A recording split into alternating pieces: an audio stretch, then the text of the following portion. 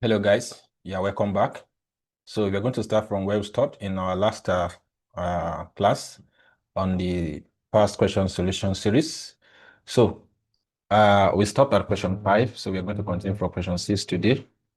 Okay, so if you are new to this channel, please support us by subscribing to the channel and do not forget to turn on the notification button so you could be among those that will be notified each time I drop a new video.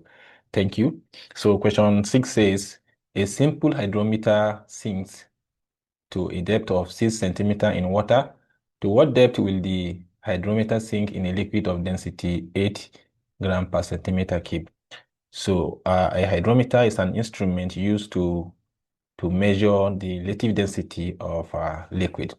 So, and it depends on the nature of the density of that the amount of the length of the bulb of the hydrometer sinking depend on the density of that liquid. So it is given that the length is inversely proportional to the density of the liquid. So from here, we can, this relationship implies that when the liquid has a low density, then the length will sink more. We have more length sinking on inside the liquid. So that's what relationship implies. So remove the constant proportionality here. I have L is equal to K all over rho. So making K subject of the formula, I'll have K is equal to L multiplied by rho.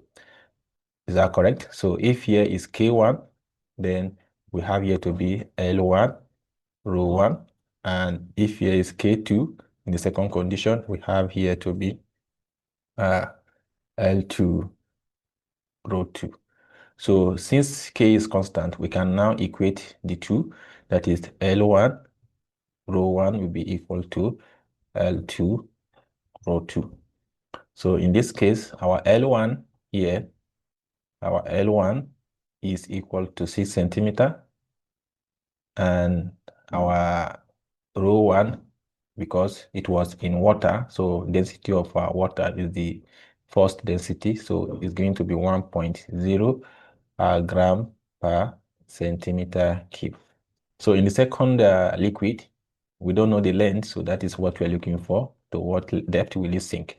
So we don't know. Put question mark, sorry. And the next one is the density of the liquid, which is rho 2. That will give us was given to be 8.0 gram per centimeter cube. I hope this is understood. So from here, you can now plug in all this data into this formula. So from there, we have this. We have our formula, which is L1 rho 1 equal to L2 rho 2. If you like, you can make L2 subject of the formula, then you plug in the value, or you can just plug in the value direct here. L1 is 1 multiplied by rho 1, which is 6, equal to L2, that is what we're looking for, multiplied by rho 2, which is 8. So having done this, the next thing is here is 6, so I'm going to have 8L2 equal to 6. So this implies that L2 is equal to 6 all over 8. So if you do 6 divided by 8, you should have 0.75 centimeter. So going by the option here, so the correct option here is option C. I hope this is understood. Okay. So that's about question 6. Question 6. So question 7 says, so let's solve question 7 here. So let's solve question 7 here. Question 7 says a piece of metal of specific heat capacity 450 joule per kilogram per Kelvin falls from rest through a vertical height. So let's assume here the position of that metal and through a vertical height of 20 meters. And here is the floor. Here is the floor. Right? Here is the floor. The vertical height from this platform, to this ground level, to this ground level is said to be 20. The height is 20 meter. 20 meter. So that is the height. H is 20 meter. Is that correct? Okay, so this is the meter, and the meter has a specific capacity C to be equal to 450 joule per kilogram per Kelvin, right? So this is it. So assuming its energy is converted into heat, calculate the rise in temperature of the metal on hitting the ground, and you have to take G to be equal to 10 meter per second squared. Are we together? So what is the energy possessed by this metal at this particular reference of height above the ground? What is that type of energy? Can you remember it? Yes, that is gravitational potential energy.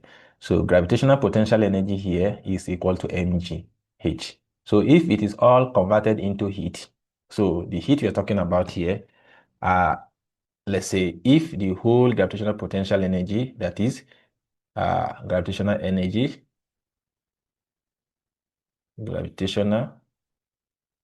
right, is all converted into heat energy, energy.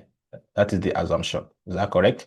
So in that case, we have mgh will be equal to the heat energy here is mc, change in what? Change in theta. I hope this is understood. So in that case, if you have gotten this understanding, so we can now say mgh is equal to mc change in theta. So it's of the same mass. The mass of this metal is the same. So mass, we cancel mass. So we now have GH equal to C change in theta. So remember the question asked us to find the change in theta, change in temperature. So we can now make change in temperature subject to the formula. I have change in temperature equal to GH all over C. So from here, I have my change in temperature equal to G is 10 multiplied by H, which is 20, all divided by what? 450. So when you do that, you're going to have here to be 200 divided by 450.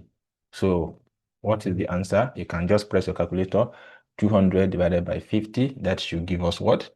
That should give us about 2.25 degrees Celsius as the change in temperature. I hope this is understood. So that is about question 7. So question 8 says, so what's our option? That is option C. That's option C. Question 8 says, thermostat are used in the following appliances except one. Thermostat are used in the following appliances except one. What do you think is the answer? A, electric laundry iron. B, refrigerator. Yes, you have refrigerator there. Then C, pressure cooker, and D, electric water heater. Thermostat made use of a bimetallic strip for temperature regulation. For temperature regulation, yes. So electric laundry iron need thermostat to control the temperature of the iron. Also, it is also needed in the refrigerator to control the cooling temperature of the refrigerator, and also in electric water heater. But it is not needed in what? In a pressure cooker. Pressure cooker made use of a pressure regulating valve or vent to control the pressure inside the pressure cooker.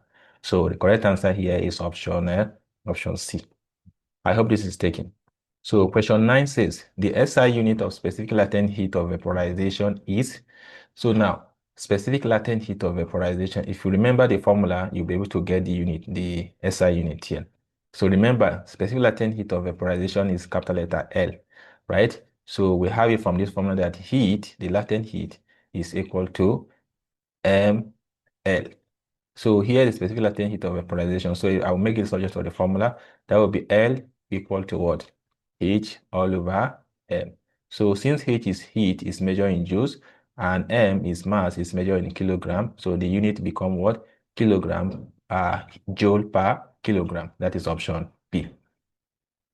I hope this is taken. So the next question is question 10. Said, which of the following statement is not correct? Remember, it's not correct. So meaning that the rest is correct, only one is not correct. So we're looking for the incorrect one. So heat A, heat is the energy that flows from one body to another due to temperature difference. That is correct. The temperature of a body is determined by the average kinetic energy of the particles that makes up the body. Yes, that is it. If heat is transferred to a substance so that it changes state, its temperature rises during the process. I'm coming to that one. Let's look at option D.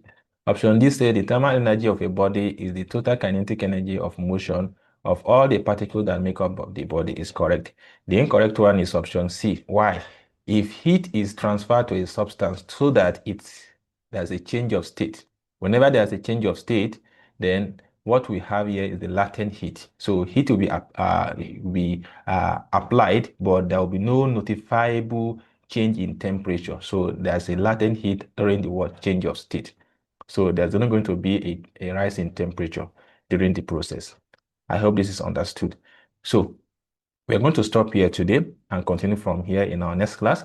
I hope you enjoyed the class. Should you enjoy the class, please ensure you subscribe and also share, comment, and you can give us a kind of whatever you observe and for us to do it better. Thank you for your time. See you in the next class.